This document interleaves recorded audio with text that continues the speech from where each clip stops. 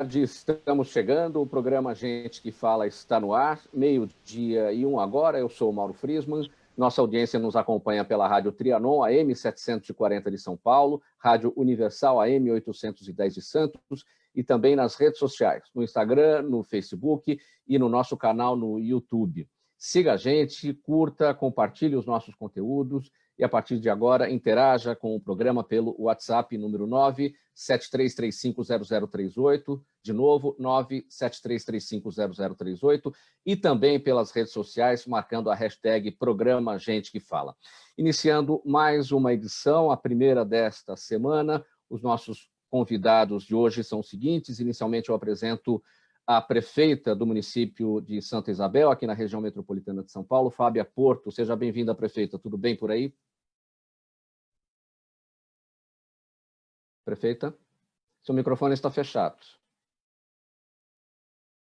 Agora sim, vamos lá. Prefeita de Santa Isabel, Fábia Porto, com a gente nesta edição do programa Gente que Fala. Bom dia, prefeita. Boa tarde. Bom dia, né? Boa tarde a todos, boa tarde, Mauro, e a todos os convidados. É uma honra estar aqui com vocês, participando desse debate, né, tão produtivo aí. Eu tenho certeza que daqui a gente vai tirar bastante conhecimento, né, para as nossas vidas, né, e com certeza essa troca aí entre todos nós. Obrigada. Obrigado pela presença. Também com a gente o economista, tributarista Luiz Carlos Rauli, ex-federal, mandatos pelo PSDB. Deputado Rauli, também com o microfone fechado. Seu microfone, deputados. Ativado. Muito bom dia, agora, muito obrigado. Um prazer muito grande. Vamos falar da reconstrução da economia brasileira. Será um prazer muito grande. Isso é um tema muito importante. Muito obrigado pela sua presença com a gente nessa edição do programa Gente que Fala. Também com a gente o vereador paulistano Gilberto Nascimento Júnior, presidente municipal do PSC. Vereador Gilberto Nascimento, seja bem-vindo. Mauro, obrigado mais uma vez por estar aqui no Gente que Fala. Um prazer estar aqui com o doutor Ricardo Leite, o deputado Rauli, a prefeita Fábia, todos aqui para a gente discutir o que tem acontecido no Brasil. Então, obrigado pela oportunidade mais uma vez. Nós que agradecemos a presença. E também conosco o doutor Ricardo Cerqueira Leite, advogado, mestre em Direito Comercial Internacional e co-organizador do Connection Brasil USA Business and Innovation. Seja bem-vindo, doutor Ricardo Cerqueira Leite. Tudo bem? Tudo ótimo. Muito obrigado, Mauro, pelo convite. Um prazer estar com vocês, com a prefeita Fábia Porto, o deputado Rauli e também com o vereador Gilberto Nascimento Júnior. Tenho certeza que esse vai ser um encontro rico, produtivo, e todos nós vamos sair engrandecidos dele. Então vamos lá ao nosso primeiro assunto da semana, nesta edição do programa Gente que Fala. O presidente Jair Bolsonaro sancionou, na semana passada, a lei que prevê uma compensação de 16 bilhões de reais por parte da União a estados e municípios para compensar as perdas provocadas pela pandemia da Covid-19 nos repasses ao Fundo de Participação dos Estados e ao Fundo de Participação dos Municípios. A ajuda, inicialmente prevista até o mês de junho, agora foi estendida até novembro. E o presidente vetou parte do texto que dizia que, havendo sobra de recursos, o saldo seria repassado aos entes federativos e que não seriam devolvidos à União. Deputado Luiz Carlos Rauli, o senhor acredita que todo esse valor será repassado aos estados e municípios? Estamos falando em 16 bilhões, até meados de julho, são os números que temos, cerca de 10 bilhões já tinham sido repassados, e pode ser que esse valor não seja todo justamente repassado aos estados e municípios. E essa sobra voltaria ao governo a partir deste veto, né? Voltaria ao governo. Mas é um recurso necessário aos municípios, porque a crise é muito grande. E as medidas que o governo tomou foram excelentes. Atendimento às pessoas necessitadas, quase 70 milhões de pessoas já estão no 5º mês recebendo R$600. Isso foi muito importante para não ter criado um caos maior na economia brasileira e na sociedade.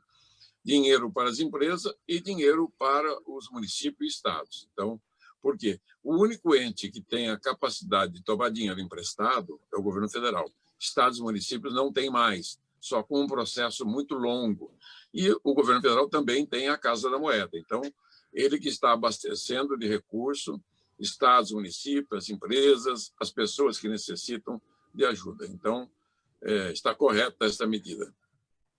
Sua avaliação, prefeita Fábia Porto, aí para o município de Santa Isabel, o que isso vem a representar? Essa agora aprovação, né? Sanção da lei.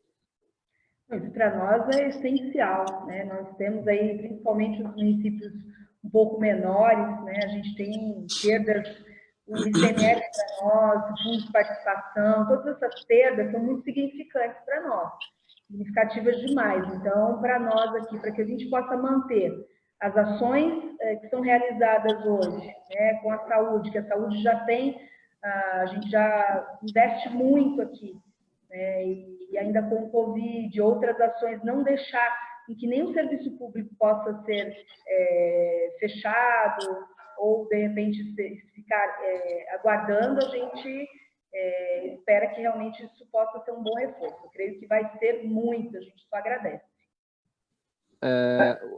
Pelos últimos números que tivemos, até meados de julho, 10 bilhões de reais já tinham sido repassados a estados e municípios. Santa Isabel recebeu quanto? Nós já recebemos aqui cerca de 4 milhões. Já ajudou bastante. Certo. Muito. E aí a gente canalizou mais para a saúde mesmo. Sim. É uma coisa que precisava ser canalizada, então a maioria do seu recurso foi para a saúde. Qual foi o tamanho da redução da arrecadação para o município desde o início da pandemia? Olha, nós já tivemos aí cerca de uns 20% já. Fora os recursos municipais, né? Que a gente também prolongou a arrecadação, né? Que as pessoas comecem a pagar agora, então. Sim. Vereador Gilberto Nascimento, sua avaliação sobre essa medida, o sancionamento da lei? Fundamental quando a gente pensa no FPM, no FPE, né? Mesmo, claro, a gente está fazendo aqui, inclusive, esse debate e participando aqui a prefeita Fábia de Santa Isabel, uma diferença grande entre Santa Isabel e São Paulo. Mas fundamental também para São Paulo, todo mundo está sofrendo, o Brasil todo, todos os municípios, os mais de 5 mil municípios, sofrendo essa questão da pandemia, a questão do desemprego que levou à pandemia, e é fundamental a gente ter também na cabeça os números de São Paulo. Então, aqui, a nossa arrecadação já está menor, 7,1 bilhões. Então, assim, quase 10%, um pouco mais de 10% da nossa arrecadação. São Paulo, graças a Deus, consegue se segurar um pouco mais, porque nós temos uma cidade muito grande com muitos serviços. Mas tudo isso que vem para o município, para o estado, e claro, o que vem direto, nosso papel como vereador é fiscalizar para ver se está sendo bem utilizado. O que, pelos números que a gente está vendo aqui na questão do Covid na cidade de São Paulo, nós chegamos a um platô e a gente começou a descer. É fundamental saber que todos esses recursos estão sendo bem implantados, bem gastos aí pelo prefeito Bruno Covas. Doutor Ricardo Cerqueira Leite, sua avaliação. Concordo com todos. Essa é uma medida muito acertada. É um momento em que a União precisa estar sensível às necessidades dos demais entes da federação. Salvo engano, os números apontam para uma queda de arrecadação em torno de 17,69%, isso números de julho. E como o deputado bem lembrou, apenas a União tem a competência para poder emprestar, para poder alimentar todo o circuito público. Então, e fazendo aqui uma ressalva, um apoio à fala do deputado, do vereador Gilberto, o segredo vai estar na gestão desses recursos, mas a medida ela é muito acertada e tenho certeza que o poder público e todas as suas esferas vão ter sensibilidade, inteligência e sabedoria para usar bem esses recursos. O que é que deve estar em primeiro lugar, deputado Raul, em relação à gestão dos recursos, como destacou agora o doutor Cerqueira Leite? Microfone, deputado Raul. Você pediu para, de novo, a saúde, né? Que é, em primeiro lugar, atendimento ao SUS, que é o maior sistema de saúde do mundo, dos países que têm população como o Brasil e acima. E claro, como é um pedacinho da arrecadação, e as perdas de arrecadação são enormes, isso afeta todo o desempenho da atuação das prefeituras e dos governos estaduais. Então, o governo suprir com os recursos que já está mandando, mais esses recursos adicionam, ajudam a minimizar, diminuir o impacto negativo nas contas públicas. De qualquer maneira, o endividamento do governo federal vai ser grande, necessário, não tinha como escapar disso. Então, para manter a economia este ano. Só que, para os anos futuros, né, tem que fazer a reforma completa do sistema tributário, senão não sairemos do buraco econômico, né, do precipício que nos encontramos nesse momento. Como é que surge, deputado, este valor, 16 bilhões de reais? Qual é o critério para se chegar nesse número? Ele é um valor muito maior que o governo está passando, né? Ele está investindo mais de R$500 bilhão para abastecer as pessoas, né, as famílias que estão necessitadas, as empresas, né? Ele está emprestando dinheiro para micro, pequena, média e grande empresa, resolvendo setores como aviação e outros setores que entraram em colapso total, e também os governos estaduais e municipais. O critério sempre tem o critério do fundo de participação, que é um inversamente proporcional à renda, no caso de municípios, no caso dos estados, é uma distribuição também que favorece mais os estados de menor poder aquisitivo, de menor renda nacional. Então, eu acho que está correta a partilha, e esse 16 é apenas um pedaço de outros tantos valores que já foram. Estão indo também, né? 12h13 agora, você acompanha o programa Gente que Fala pela Rádio Trianon, AM 740 de São Paulo, Rádio Universal, AM 810 de Santos, e também nas redes sociais, no Instagram, no Facebook e ainda no nosso canal no YouTube. Seguindo aqui com mais um tema para nossa análise e debate com os nossos convidados de hoje, em meio à pandemia de Covid-19, com a nova eleição se aproximando, prefeitos de todo o país tentam fazer um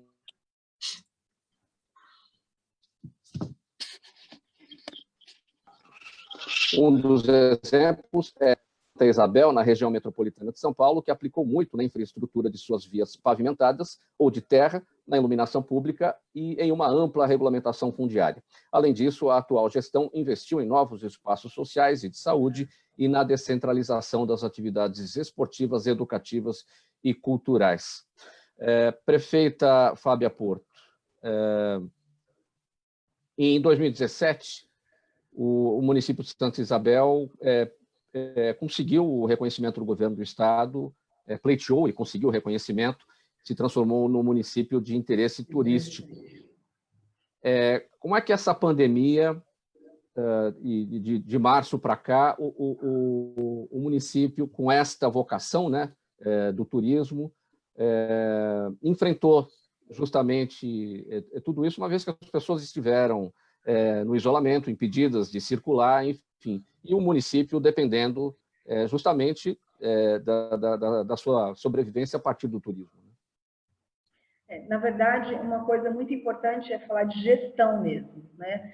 Porque desde 2017 o nosso município ele se tornou um município de interesse turístico, mas nós estamos ainda nos formatando mesmo enquanto turismo.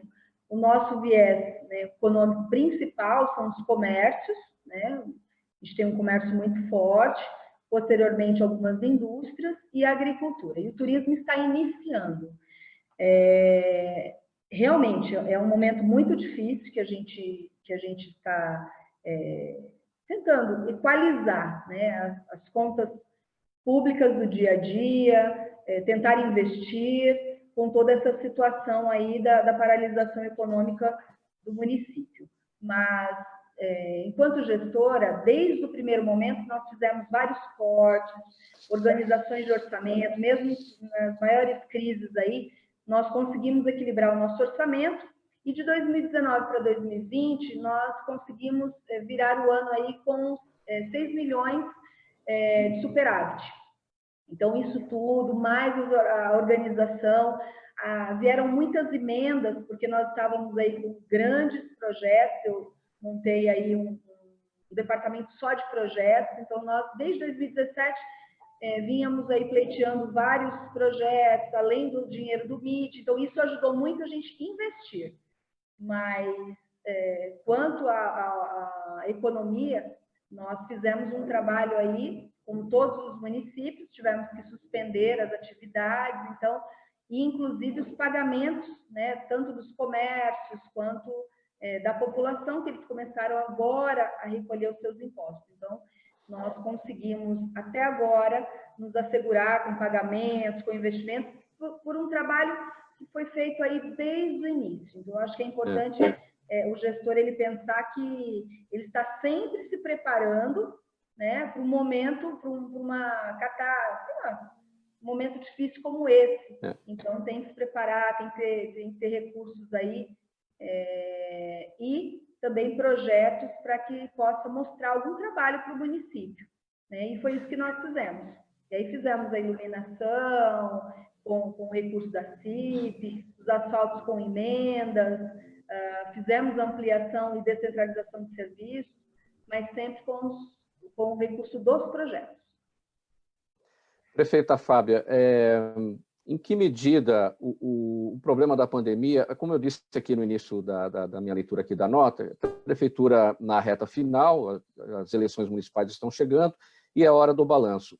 Em que medida a pandemia comprometeu o resultado final da sua gestão, uma vez que a gente sabe que as administrações deixam para o último ano muitas coisas a serem feitas e querem entregar o mais rápido possível os serviços para a população. E aí a pandemia veio justamente nesse momento.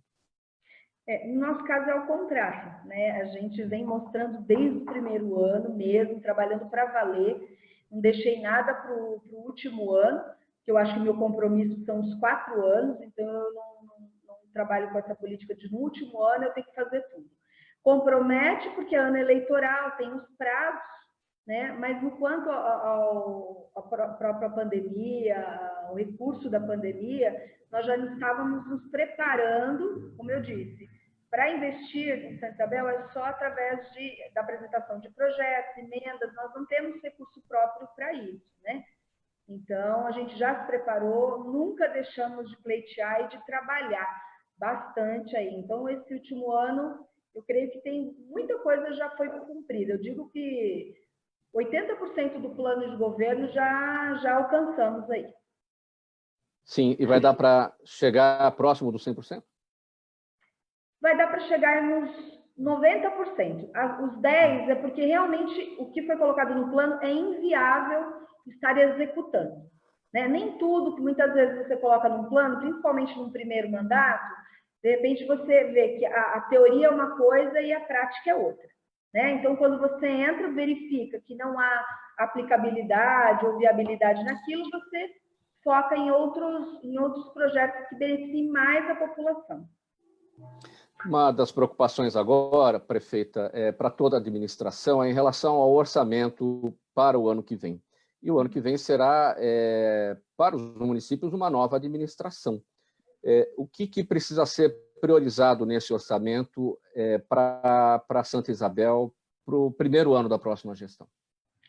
Na verdade, o orçamento tem que ser bem pé no chão, né? Uma coisa que a gente já veio trabalhando também, Mauro, Santa Isabel ele sempre jogava um orçamento muito maior. A gente está fazendo um orçamento justo, dando continuidade ou não, nós estamos priorizando e deixando atenção, saúde, né, como sempre, que é a atenção básica, a educação também além, aí a gente aplica 30%, saúde a gente nunca aplica menos de 26%, né, e deixar realmente aí um trabalho voltado para as qualificações.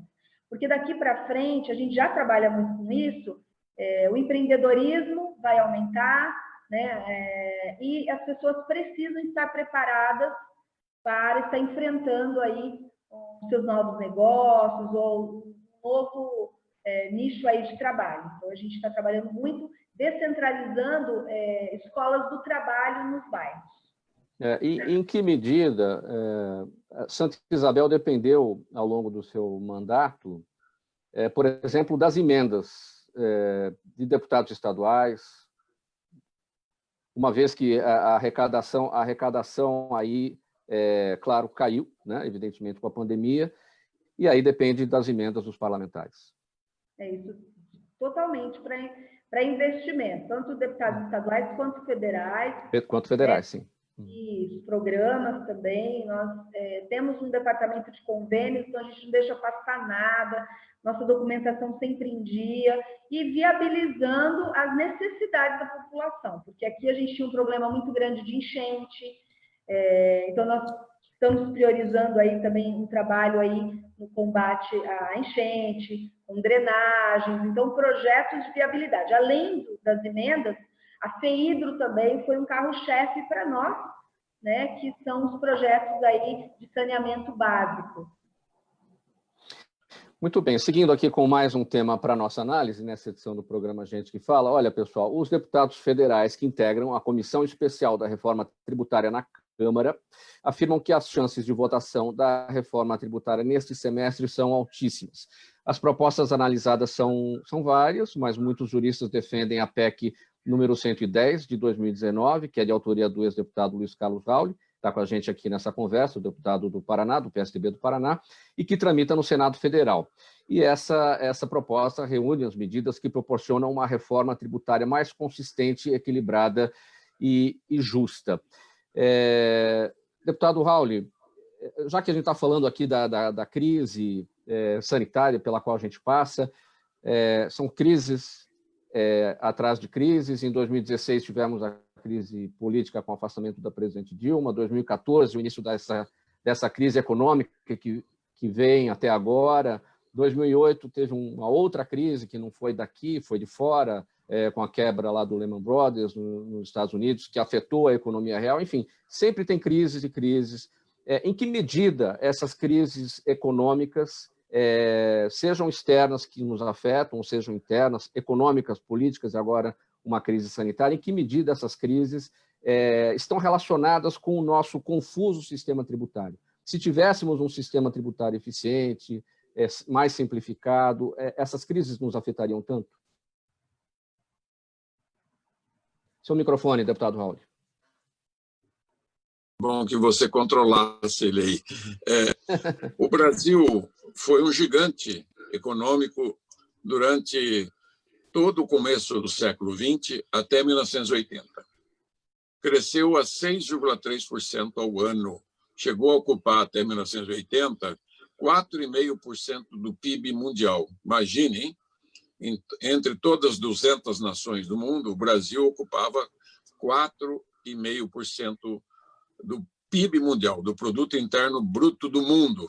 Hoje, mal chega a 2,5%. Então, nós perdemos o vigor, né? Caímos quase a metade do tamanho nesses últimos 40 anos, de 1981 até 2020, com a crise, constantes crises, né? Crise do Figueiredo, ali 81, 82, 3, o PIB caiu. E dali para cá, nunca mais nos acertamos. Crise no Collor, crise na Dilma, essas são 3 grandes crises. A nova crise agora, 4, e um monte de crises menores no meio. Com isto, coincidiu, claro, e o diagnóstico que eu faço é este, que em 1981 começa a complicar o sistema tributário brasileiro com o aumento da carga tributária e, a partir da Constituinte de 88, excesso de tributos criados, mais um na base de renda e um monte de tributos, uma penca de tributos na base do consumo. E, com isso, aconteceu distorções gravíssimas. Fomos distanciando dos modelos tributários clássicos, vencedores do mundo, que são os países que mais cresceram do mundo. Ficamos bastante distantes. Excesso de carga tributária na base de consumo, baixa tributação na renda, com isso aumentou a regressividade. Quer dizer, o que é a regressividade? Quanto mais você tributa o consumo, mais afeta os preços das famílias que ganham menos. Com isso, o mercado consumidor interno foi reprimido e, consequentemente, primeiro mata as empresas, que intoxica ela de impostos, criando uma competição predatória. Cheio de impostos, complicação para pagar o imposto, para se defender. Uma tem benefício fiscal, outra não tem. Paga em dia, outra não paga. Um declara que vai pagar e não paga. Outro vai à justiça e não paga. Então, a informalidade é muito grande. Um quarto do PIB está na informalidade, 25%. Hoje nós temos meio trilhão de reais, 500 bilhões de reais em renúncias fiscais, 600 bilhões de sonegação de impostos, 5 trilhões, 73% do PIB em contencioso na justiça e na administrativas da União, Estados e Municípios, 3 trilhões de dívida ativa e um custo para pagar essa burocracia de 70 bilhões. Então, esta gordura trans matou as empresas e vem matando ao longo de 40 anos. Com isso, perde-se empregos, os salários diminuem, os salários líquidos do Brasil são os menores do mundo, e o poder aquisitivo. Então, nós conseguimos, através de um sistema tributário, como se fosse um câncer, cheio de pequenos nódulos com cada tributo, matando a vigorosa economia brasileira, que tem 2 até 3 safras por ano. Então, e aí cria um círculo negativo.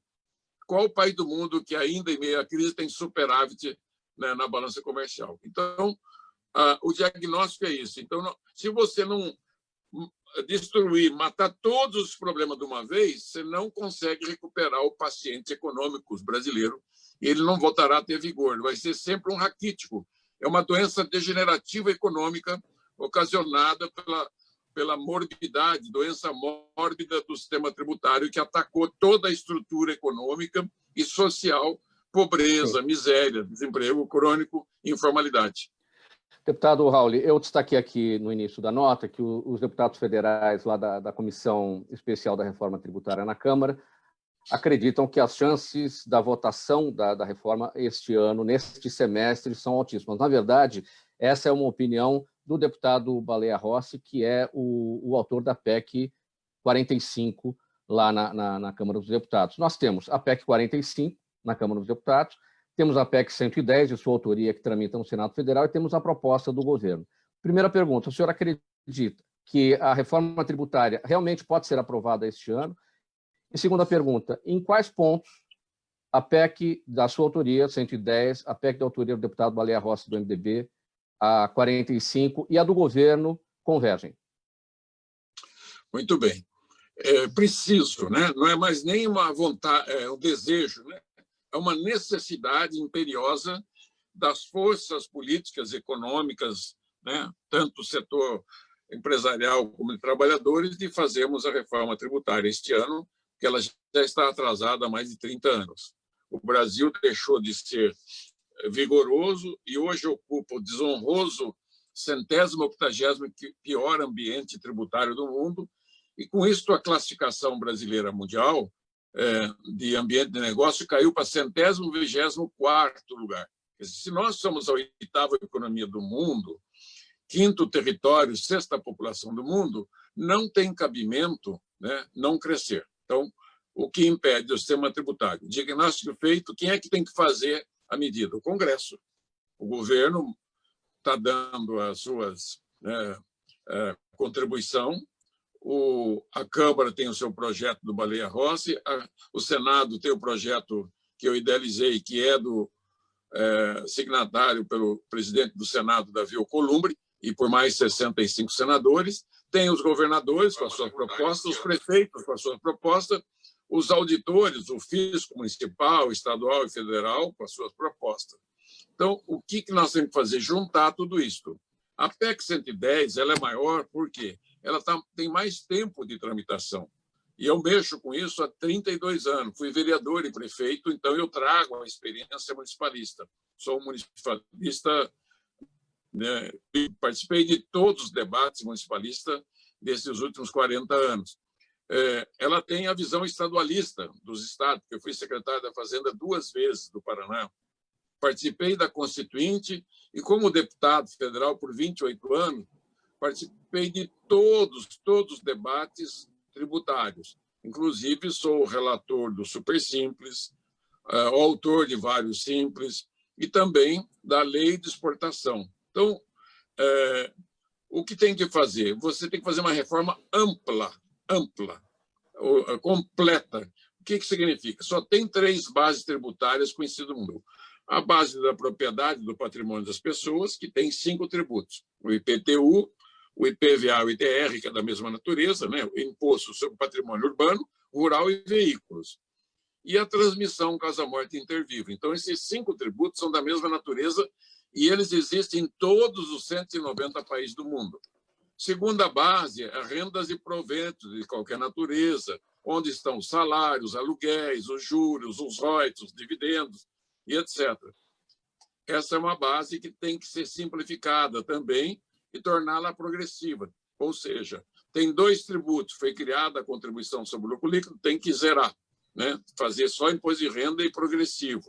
Reestruturar a base patrimônio, que está feita na PEC 110, isso está feito também na 110, não nas outras, não mexeram nisso. Aí você tem a base do consumo, que ela tem mais da metade da arrecadação nacional, contra a média mundial de 32%. Então, nós estamos 18% acima, né? Então, o que você tem que fazer? Um tributo só na base do consumo e a PEC 110 atende isto. A PEC 45, ela cria um tributo no lugar de 5 e mantém 4, então ela fica com 5. A do governo, ela elimina 2 e cria 1, então ela mantém 8 em vez de 9. E a folha de pagamento, que o governo está dizendo que quer fazer, nós já fizemos para ele. Nós desoneramos a folha e simplificamos. Então, a diferença, primeiras diferenças são essas, depois tem outras diferenças. Sim. Vereador Gilberto Nascimento, o Brasil esse ano pode experimentar um PIB, uma queda do PIB aí de 10%, mais de 10%, segundo alguns economistas, né? Uma reforma tributária aprovada esse ano pode reduzir o tamanho desse tombo? Com certeza, né? Esse é o entendimento daqueles que são profissionais na área. A gente sabe que os empresários no Brasil estão dependendo muito dessa reforma tributária. Na verdade, toda essa rede, toda essa cascata, né, daqueles que dependem, estão esperando. Então, essa é a grande expectativa. Eu acho que a Câmara, o Senado, o governo tem que se debruçar nisso. Já passou da hora, como o deputado Raul deixou bem claro aí. A economia está sofrendo. E aí está sofrendo a economia não só do privado, mas principalmente do público. A gente vai ter que se ajustar. Esse é um novo momento para o Brasil, com certeza. Doutor Ricardo Cerqueira Leite, o mesmo questionamento. O tombo do PIB pode ser reduzido se a reforma tributária sair esse ano? E depende da reforma também tributária que for feita? Está fechado o microfone. Entendo, Mauro, que os efeitos serão sentidos para os próximos anos. Na verdade, nós temos aí que compor com alguns princípios, e o deputado Raul pode também falar sobre isso, né? Princípios da anterioridade, princípios da anualidade, de maneira que os efeitos da reforma eles serão mais sentidos nos anos seguintes. De qualquer maneira, é uma sinalização importante aprovar este ano, porque a classe empresária ela precisa de uma clareza relevante acerca desse emaranhado de normas tão bem sintetizado aqui pelo deputado Raul. E em destaque também os investidores internacionais. Nós temos aqui uma oportunidade importante no Brasil com a aprovação do marco regulatório do saneamento, há oportunidades imensas para investimentos em obras de infraestrutura, mas essas reformas, em especial a reforma tributária, precisa percorrer um trilho claro para sinalizar aos investidores, sinalizar aos empresários como ficarão as regras. Então, ainda que não seja imediatamente sentida na minha visão com relação ao PIB deste ano, nos exercícios seguintes, com certeza, é o que todos nós aguardamos, Mauro. Prefeita Fábia, de acordo com a opinião do Cerqueira Leite, compartilha da opinião dele, prefeita? Está fechado seu microfone. Vamos lá. Com certeza. Ele falou uma coisa muito importante, falando enquanto município, né, para que a gente possa ter esse desenvolvimento econômico do município, para que gere empregos, a gente precisa de investidores, precisa de investimentos.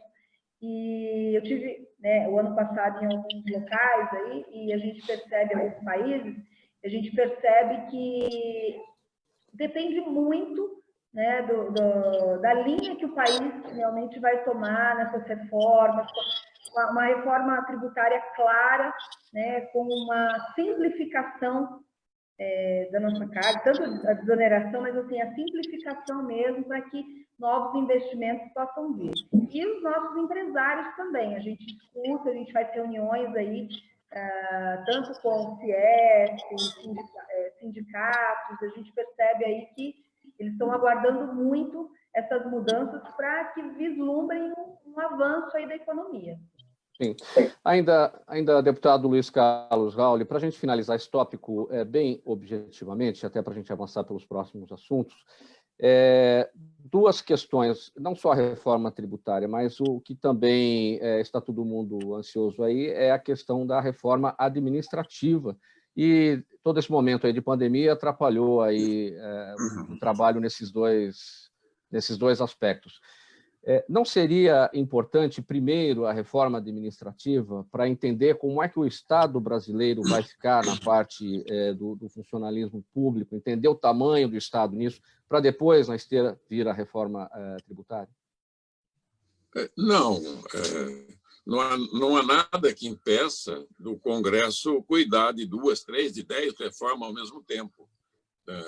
Tanto que o Congresso está funcionando em meio à pandemia, com votações eletrônicas à distância. E isso não impediu do Congresso aprovar matérias importantes que está mantendo em funcionamento o governo do Brasil e a economia brasileira. O Congresso já votou a reforma trabalhista para melhorar a relação capital e trabalho e diminuir o número de ações indevidas. O Congresso já votou o teto de gastos, né, para que não haja uma expansão de gastos, né, porque a economia já não vem bem desde 2014, que foi a última crise, 14, 15, 16, quando o PIB recuou 8,2% e nunca mais se aprumou. Então, o teto de gasto, a reforma da Previdência, que é uma reforma já de despesa, né, que vai diminuir a despesa dos próximos anos, e a administrativa é bem-vinda, mas ela não é a número 1.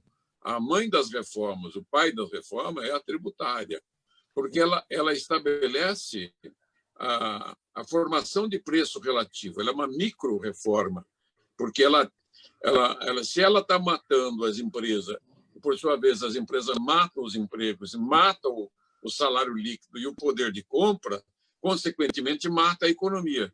Se você não conserta a doença que atinge a economia, de nada adianta você fazer reforma administrativa, porque vai chegar um momento, do jeito que está, não haverá dinheiro para pagar salário e as despesas. Então, você tem que matar, o mal tem que ser na raiz, né? E isso está na PEC 110, está muito bem colocado pelo relator Roberto Rocha, e agora com o novo relator, que é o Aguinaldo, né? É o líder Aguinaldo Ribeiro, que é o líder das duas PECs. Muito bem, seguindo aqui com mais um tema para a nossa avaliação no programa Gente que Fala, o projeto de lei número 84 de 2019, que regulamenta o homeschooling, a educação familiar na cidade de São Paulo, está pautado para a segunda votação na Câmara Municipal. A proposta prevê o direito à educação em casa para crianças com mobilidade reduzida, filhos de profissionais que precisem se mudar com frequência e em outras situações também. E vem um momento em que a pandemia faz com que todos precisem estudar à distância. E na mesma área, o vereador o Gilberto Nascimento Júnior também apresentou os projetos de lei que prevêem as creches noturnas e o direito dos professores à merenda escolar. Vereador Gilberto Nascimento Júnior, a gente está passando aí pelo período da pandemia, as crianças, quem pode, né, em casa, fazendo as aulas à distância. Claro que isso não tem nada a ver com o homeschooling, mas esse momento em que vivemos, dessa experiência das aulas online, tem ajudado no debate em relação ao homeschooling? Mauro, com certeza tem ajudado, porque quebrou vários paradigmas, né? Como a gente nunca teve essa situação que a gente vem passando devido à pandemia, de as crianças, os alunos estarem em casa, os professores dando aula de maneira remota, os pais também participando cada vez mais, né? Se dedicando aí para ajudar os filhos a entenderem, a aprenderem, a ajudar nas suas pesquisas. É claro que vem quebrando esses paradigmas referente à educação domiciliar, o homeschooling. Já é uma discussão já de 2 anos aqui na cidade de São Paulo, na verdade é uma discussão por garantia de direitos, porque como não se tem uma legislação específica, porque a nossa Constituição Federal garante que a educação seja feita pelo Estado e pelas famílias. Então, o Supremo entendeu que se é pelo Estado é porque tem legislação para isso. Se as famílias querem ter esse direito também, que se crie essas legislações. E, por incrível que pareça, não especificou que essa legislação seja de âmbito federal, deixou isso aberto. Então, é isso que nós estamos fazendo aqui na Câmara Municipal. A gente já tem aprovação em primeiro turno desde o ano passado, fizemos aí várias audiências públicas e, se Deus quiser, aí quarta-feira, nós vamos aprovar o homeschooling aqui na cidade de São Paulo. Repito, uma garantia de direitos para essas famílias que já praticam.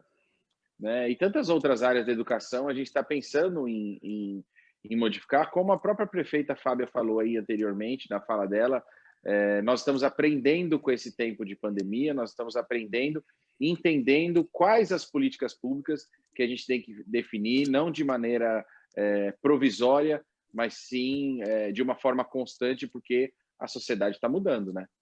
Por que, vereador, optar pelo homeschooling, pela educação domiciliar? Na verdade, são opções das famílias, aquelas que entendem que tem essa possibilidade de fazer. Então, não é para o filho do rico, não é para o filho do pobre, não tem essa diferenciação. São para aqueles que têm esse desejo de fazer. Então, nós temos, por exemplo, casos, a gente tem cerca de 1.000 famílias na cidade de São Paulo que praticam homeschooling. Então, nós temos casos, por exemplo, de professoras que são da rede municipal e que acaba abrangendo muito várias áreas que a gente acaba não tendo um olhar muito específico. Por exemplo, os filhos de artistas de circo, os filhos de artistas de novela, aqueles que fazem eventos, aqueles que dependem de shows, os empresários que não param sequer numa cidade, o próprio filho do caminhoneiro, né, que depende da estrada. Então, o homeschooling acaba sendo essa opção. Também aqueles que, infelizmente, têm o problema de que sofrem bullying na escola e querem simplesmente abandonar a escola e perdem aí o seu ano letivo, perdem o aprendizado em si. Então, homeschooling parece ser um ponto, quando aqueles que são oposição colocam que é uma questão religiosa, ultraconservadora, não. Homeschooling vai muito além disso e, eu repito, é uma garantia de direitos a essas famílias. Agora, só para entender, vai a segunda votação na quinta, né? O senhor destacou? Na quarta-feira. Na quarta-feira, na Câmara Municipal. Depois, o que acontece? Como é que fica aquele... Porque o STF barrou em 2018 o reconhecimento do direito ao ensino domiciliar. Isso deu aos municípios a possibilidade de legislar sobre esse tema? Exatamente isso, Mauro, exatamente isso. Quando ele diz o seguinte, que precisa de uma legislação, então é que ele não poderia definir. Quem tem que definir é uma legislação. Então, ele passa isso aos municípios. Então, na quarta-feira, se Deus quiser, a gente deve aprovar o homeschooling. Já é um texto conversado e construído com o próprio governo. Então, nós temos, inclusive, o compromisso e o entendimento de sanção do prefeito Bruno Covas aqui em São Paulo. E a gente sabe que, pelo tamanho de São Paulo, pelo que representa, vai virar realidade também no Brasil, vai ser uma questão de tempo. Prefeita Fábia, o homeschooling, a educação domiciliar, interessa, está na ordem do dia, digamos, de vocês aí em Santa Isabel, da sua administração ou do interesse dos vereadores? Não, no momento ainda não, né? Nós estamos em um momento de se adequar,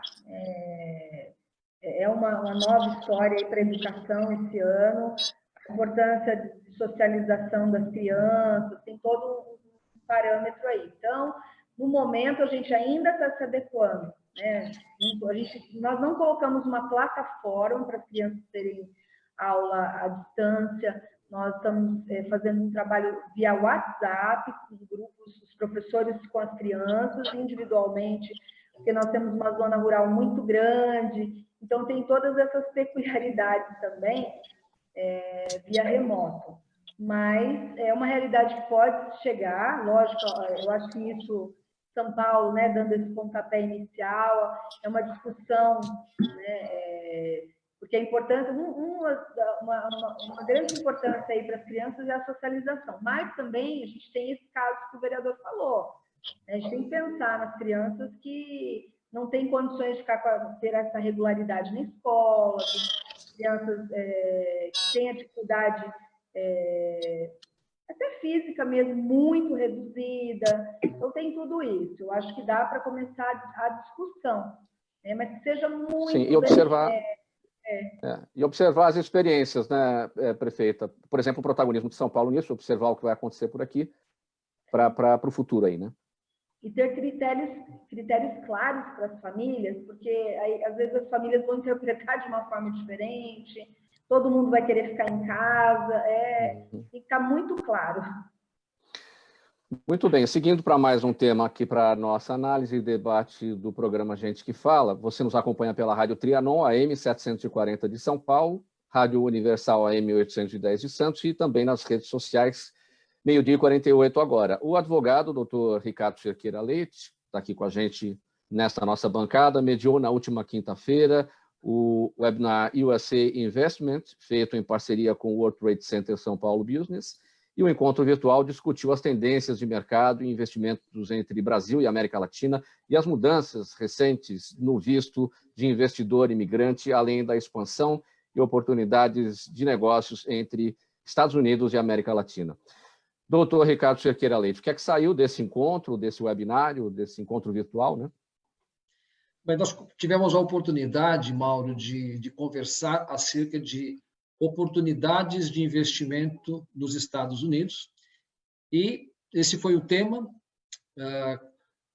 Nós sabemos que em 2016, aqui no Brasil, nós tínhamos uma Selic de 14,25% e uma inflação de 6,29%. Hoje nós estamos num cenário completamente diferente. Nós estamos com uma Selic de 2% e uma projeção de inflação de 3,10%. Então, olhar para outros mercados como oportunidades de investimento, em especial os Estados Unidos, que é uma economia sólida, uma economia, a maior economia do mundo, sem dúvida deve ser uma opção para os empreendedores. E o que discutimos justamente foram essas opções, e principalmente sobre a ótica dos vistos. Houve uma mudança recente na legislação americana, que, principalmente no visto chamado EB-5, os investimentos mínimos geravam em torno de $500 mil, houve uma elevação para $900 mil e o máximo para $1,8 milhão. Então, nós discutimos a respeito disso, mas o ponto que eu acho importante a gente discutir aqui também é entender que essa relação bilateral Brasil-Estados Unidos ela precisa ser explorada continuamente. E nessa oportunidade também foi a chance para falarmos um pouco de Brasil. Na verdade, como o deputado Raul citou aqui, nós estamos ingressando já há algum tempo em várias reformas. Nós tivemos a reforma trabalhista, tivemos a lei de liberdade econômica, tivemos a reforma previdenciária, estamos aí caminhando com a reforma tributária, vamos ter a reforma administrativa, marco regulatório do saneamento, ou seja, o país está se preparando cada vez mais para investimentos. Pois não, fique à vontade. Pode concluir. Não, eu ia completar para dizer que os investidores precisam de regras claras. Nós temos uma grande economia, sempre tivemos um protagonismo mundial, mas em razão de um emaranhado de normas, em razão de falta de clareza de normas, nós perdemos espaço nesse mercado. Mas eu estou otimista, eu acredito que com as mudanças que estão sendo feitas e com as oportunidades de negócio que vão surgir aqui na economia brasileira, essa relação Brasil, Estados Unidos, investimentos dos Estados Unidos para o Brasil. E também investimentos brasileiros para os Estados Unidos. Porque agora, com uma Selic de 2%, com uma projeção de inflação de 3,10% para esse ano, o empreendedor ele precisa investir, né? Ele precisa buscar mercados. E os Estados Unidos, sem dúvida, é um mercado para ser olhado. Bem objetivamente, doutor Ricardo Cerqueira Leite, a gente está falando de economia, mas a gente tem aí agora o momento político dos Estados Unidos, com a aproximação aí das eleições presidenciais lá. Em que medida, uma vez que política e economia andam de mãos juntas, né, em que medida essa expectativa em relação ao que vai acontecer com a política dos Estados Unidos, reeleição de Trump ou não, mexe com os investimentos e nessa relação Estados Unidos-Brasil? Veja, eu acredito que o que os empreendedores, o que os países buscam são bons projetos. Nós podemos ter, sim, mudanças de líderes, mudanças na ideologia, mas quando você tem bons projetos, quando você tem regras claras e oportunidades, os negócios eles acontecem. Talvez a gente tenha, ainda é incerto, nós estamos assistindo aí a liderança de um dos candidatos, que é o candidato democrata, mas na eleição passada a gente assistiu o mesmo fenômeno, né? A candidata democrata estava à frente, então o candidato republicano tomou a liderança, mas independentemente da liderança que virá nos Estados Unidos, eu acredito que o que prevalece são bons projetos e liderança e legislação clara. Muito bem. Pessoal, perguntas do público do Gente que Fala. Eu vou pedir brevidade para todos. 12h53 agora, tem uma pergunta para cada um, para a gente poder ter a possibilidade de responder a todas elas. Prefeita Fábia, Luiz Henrique com a gente no Facebook. Obrigado, Luiz Henrique, pela participação. Ele pergunta o seguinte: como é que a senhora vê o turismo em Santa Isabel após a pandemia? Microfone, prefeita. Desculpa, novamente. Na verdade, pós-pandemia, nós deslumbramos aí um turismo muito progresso mesmo, porque nós estamos formatando, estruturando tanto os locais, né, turísticos, cadastrando empreendedores, dando esse apoio a eles. Então, eu acho que tem tudo para avançar. Muito bem. Fábio Pugliese nos acompanha pelo nosso canal no YouTube. Deputado Raul, ele quer saber o seguinte, o Fábio, com brevidade, por favor. Como a PEC 110, de sua autoria, que tramita no Senado, garante a receita dos municípios na reforma tributária? Ela vai ter 5 anos de arrecadação garantida, os mesmos percentuais dos últimos 3 anos, para a União, Estados e municípios, e a partir do 6º ano até o 15º, uma transição bem suave. E vários fundos para equilibrar as contas. Então, nós fizemos uma previsão completa e uma transferência do IPVA para os municípios, 100%, do Imposto de Transmissão Causa-Mortes, né, e doação e herança. Isso vai dar um aumento de arrecadação equivalente a 40% do Fundo de Participação. Então, nós olhamos o município de uma forma especial, porque ele é o ente federal do que mais precisa de apoio. Cidades grandes, como São Paulo, também terão ganhos extraordinários, porque hoje você tributa o serviço que representa 2/3 da economia com 5%, essa alíquota vai ser muito maior no IBS, para equilibrar a tributação de bens, que é 10 vezes maior do que a alíquota hoje de serviço. Então, vai ser um ganha-ganha para todos. A União vai ganhar, os estados, o município, vai diminuir a tributação das famílias que ganham menos, vai energizar a economia brasileira, vai melhorar o salário e as empresas terão competitividade interna e internacional. A PEC 110 é uma PEC, é uma reengenharia tributária tecnológica fraterna e solidária. Ela vai fazer, assim como o Super Simples, que eu que relatei, fez com que as microempresas se beneficiassem como nunca na história do Brasil, essa reforma tem todo o conteúdo necessário para o Brasil voltar a crescer a 6%, 7% ao ano. Em 5 anos, o emprego vai estar totalmente equilibrado e o Brasil vai ser uma das grandes nações do mundo novamente. Ok. Luiz Lima com a gente no Instagram. Obrigado, Luiz, pela audiência.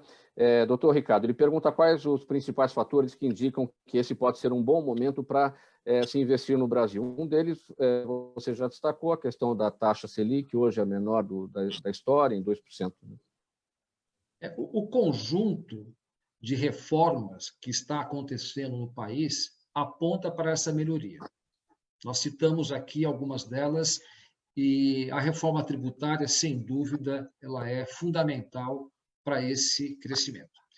Nós também temos um aspecto favorável, que é o câmbio.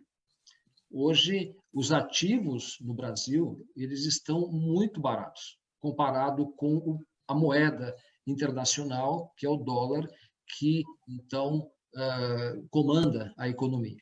Então, quando você olha as reformas que estão acontecendo, o câmbio favorável e uma vontade política de que esse crescimento ocorra, eu me alinho ao pensamento do deputado Hauli de que nós deveremos ingressar, sim, num período de crescimento econômico após a pandemia. Então, esse é o momento para olhar para o país e investir aqui.